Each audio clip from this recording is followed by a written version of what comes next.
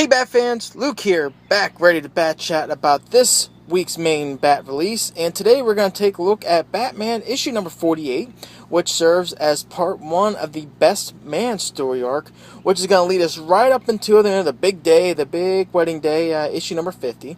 So we're going to have a short two-parter right before the big wedding with between Batman and Catwoman. And we have Yanin back on art after a short little stint off while we had Tony S. Daniel doing the gift story arc, and then we'll kind of go into this, and then issue number 50, which is going to have a big conglomerate of artists contributing to the wedding issue. And we have two covers here. We have the Yanin cover on the left, that's the main cover, and then we have the Cho variant on the right. I'm going to kind of see if I get a little closer. Cho, I don't have much of Cho's work. Not for any other reason. I know he's kind of a polar artist amongst some comic fans. Me, I'm not going to go down that road. I just never really got much of his stuff. Mainly because the things I've been noticing from him are kind of like variant covers. And I know predominantly he does the Harley covers, but the variants, but I stick with the main cover. So I don't have much Cho work in my collection. Then we have Yanin's cover there on the left, and I will think I'm going to give the nod to this one to Yanin's main cover here. Not that Cho's variant cover is bad, it's far from bad, it's actually really nice. But the black and white sketch concept, to me, it has its place. This kind of reminds me, if you remember back, I forget what issue it was, back pre-New 52, we had like the big Bat titles. It was like toward the very end. I can't remember the number off the top of my head. But they had like the white cover, and then I know like the Batman cover, I think it was just the Batman. You just had, Batman sitting there, looked like he was running toward the cover, but everything else was, white. Then we had Batman and Robin, same type of thing. We had Batman and Robin, but the cover was white. This kind of reminds me of that a little bit. And again, there's nothing wrong with it, but I think Chung's colors on this cover really makes it kind of pop off a little more. So it just, to me, my eye gravitates more to this. So not that it's not bad. I mean, that's really detailed. I'm not doing this much justice getting it. I'm not getting it close, but it's actually really nice cover. But to this one, not only is that it just, again, the colors kind of make you kind of gravitate to it, I just like it. You have, Joker hitting all these chess pieces here. You have, Batman, you have Catwoman, Robin, and this one, oh my lord, is that? Oh, that's Duke Thomas. No! Yikes. Never mind. That as it is. Batgirl here. Why? And you have Damian. Oh, instant bummer. Duke Thomas. Okay, never mind. Anyway, the Signal. Anyway, I'm still gonna give it to good old Michael Yanin. Never mind. Okay, anyway. So, this one, to be honest, there's times when in this issue that Tom King from time to time kind of takes an issue where he really slows down the pace. And traditionally, I kind of use it to like the analogy with I have with like Snyder's run, where Snyder, well, he'll really grind down the pace of a story, and then I think kind of really fluff it up with that. Fluff maybe not the right word, but he'll really take on a detail, and there'll be a lot of dialogue and conversation about a particular detail or story angle that he's kind of going in. So you might grind down a little bit, but there'll be a lot of exposition to it, and there's some pluses and minuses to it. But that's his kind of thing. Where Tom King's thing is that he'll grind down the story, and you will spend an issue on sometimes the most mundane things. Not really mundane things, but it doesn't really feel like some things are kind of flushed out much. So it might come across as kind of simple. And again, not that it's bad, but this issue, it's kind of like that. This one, we all knew at some point there was going to be a confrontation with the Joker and Batman in reference to this wedding. Now, the big elephant in the room to me is that we're kind of seeing with all the prelude to the wedding one shots we had.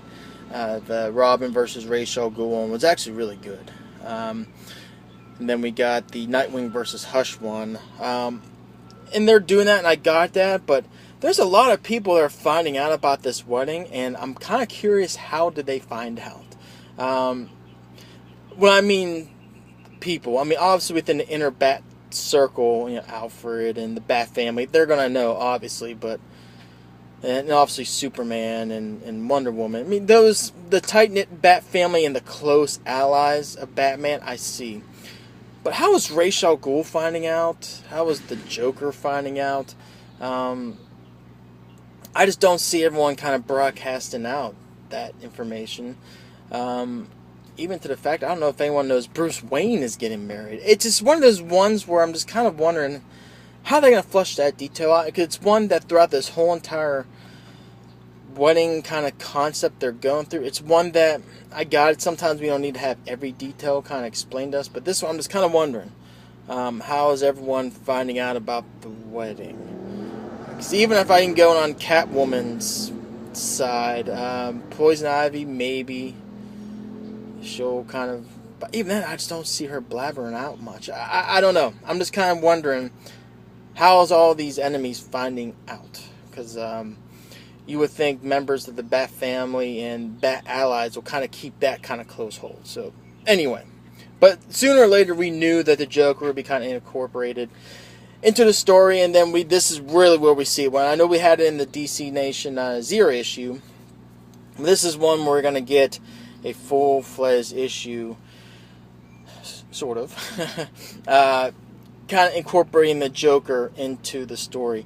And basically what it comes down to, again, this is a relatively simple issue in that the Joker, which, by the way, Yanin's art just, it's great. I really don't need to go too much further into that. The art is just fantastic and all of this. I will say, if you remember the Rebirth issue, the one where we had the Calendar Man story, this pose comes up a lot. And I got it, the concept, Batman coming through, kind of like a window or kind of flying down. You'll kind of see that, but I'm hoping that this isn't becoming like a cut and paste type of thing where you got this one design, one actual picture that just kind of getting reused over and over again. That would kind of feel kind of cheap to me, but I see that again, and I just go back to that Rebirth issue where it's like you see that, it's like, I hope they're not doing that. But either way, the art in this is great. The Joker design, I like it. It's kind of got the hair sort of like we had with the Capullo Snyder run at the very end when he comes back, gets his face fixed from the Dionysium after, death of the family. I like the concept that Yanin's using. And Yanin's Batman, I will say too, it's great. I like it. So no really complaints on the art. Other than that one. Just like I'm wondering, I'm just hoping we're not getting kind of lazy with, taking the same picture and just kind of pasting it, photoshopping into, subsequent issues. But either way, what basically comes down to it is that the Joker has kind of taken this church hostage, and in doing so has kind of taken out all of his hostages, either directly or indirectly. You kind of infer that it was kind of directly, even though he kind of makes it appear like he's just stumbling across being chaotic, whatnot. But in a way to kind of flush out Batman.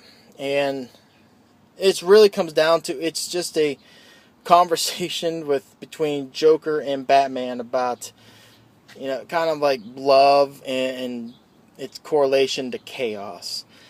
And to be honest, it comes down to, again, Joker takes out all the hostages who were there as part of a wedding from another wedding. And then he takes all of them out, again, directly, indirectly, use your intuition on it. He even goes to shoot Batman, but Batman got a Kevlar cowl, obviously, as you see there, so he comes back. So then Joker kind of realizes, in order to kind of prevent Batman from going off the ledge, I need another hostage, and oh crap, there's no one else but me. I'll be the hostage. Yeah. So again, it's just another story of just Joker being really just he rambles a lot in this. And you kind of see the theme that they're going with on it, but it's really nothing more than just a way to kind of just get at Batman.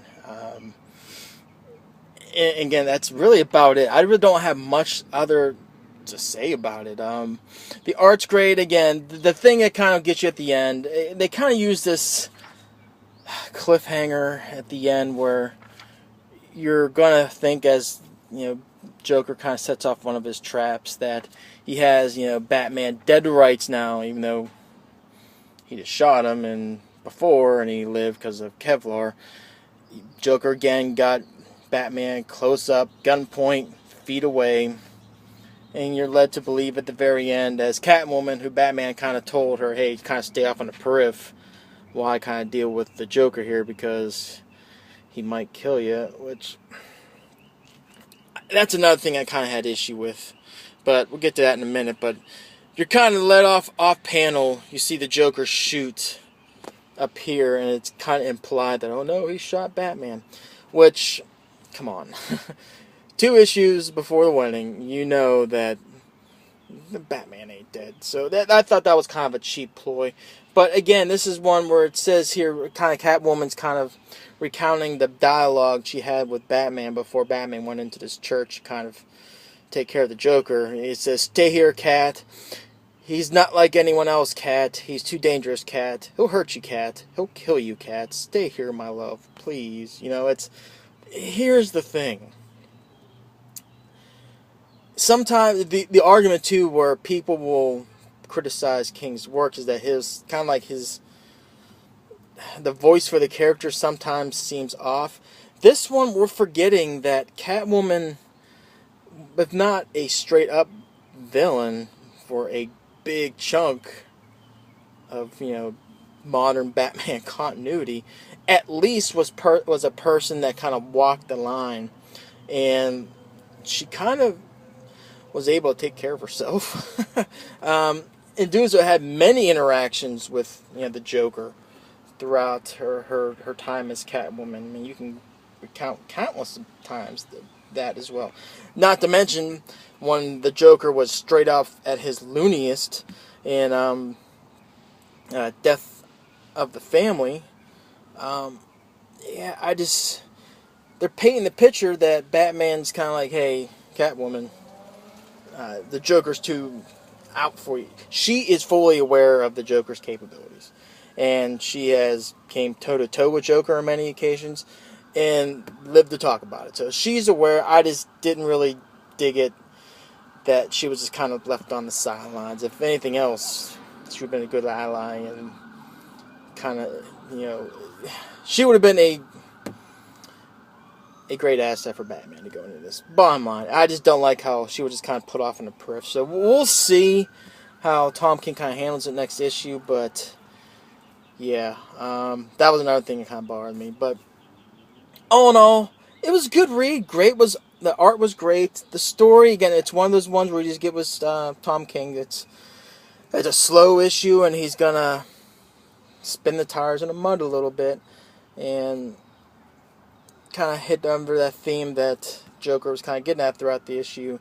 But it did have some things that kind of made the people's eyebrow kind of go up a little bit, mainly because, like I said, that recaptured image, and then the Joker, how the cliffhanger ended, kind of what it's implying, and then Catwoman being kind of left on the sidelines kind of made me wonder a little bit. But all in all, it was fun. I'm gonna give it a 2.5 out of 5. Average, right in the middle of the road. Again, not one that disappointed me, but one, it's just, we'll see. We'll see. Got one more issue before issue number 50. We'll see what kind of details they kind of flush out with the Joker, because I hope they do, because this is a big thing they can kind of capitalize on. This shouldn't be one they just kind of just flushed off to the side. We're talking Joker. And if there's anyone else who got the love relationship between Bruce and Selina, Batman and Catwoman, but you also have the other person kind of has that odd relationship with Batman. Batman might not reciprocate, but it's Joker Batman. I mean, that's something that, Scott Snyder was toying around this whole entire run. That, how the Joker just adores Batman in his own sick way. So I'm hoping they don't kind of just flush that kind of story opportunity out the window heading into issue number 50. So we'll see. One more issue, see if they kind of wrap up with this, kind of go from there. 2.5 out of 5. Not bad, but it has its flaws. So anyway, hit me up in the comments below what you thought about this issue. We'll bat chat and go from there. Next video, I'm trying to get Tales of the Demon done. I got a couple people asking me even to do Black Mirror. That would be fun. That's like my favorite Batman story ever. I did it once before. I deleted it. As back when I started the channel. I was just a different era. Luke Batman reviews, man. That's back in the day. But I might revisit it. Kind of go from there. If anything else, I got some time off. I do want to crank out a couple other videos before, hopefully, the next Bat release will be Detective, the first issue following Tynion's run on Detective, and it's a story dealing with Deacon Blackfire, I believe, which really has me excited. If you're a fan of the story The Cult, in addition to Blackfire had his hand in Batman Eternal. So anyway, a couple video ideas I got brewing in the head. We'll see what happens come execution time. So until next video, take care.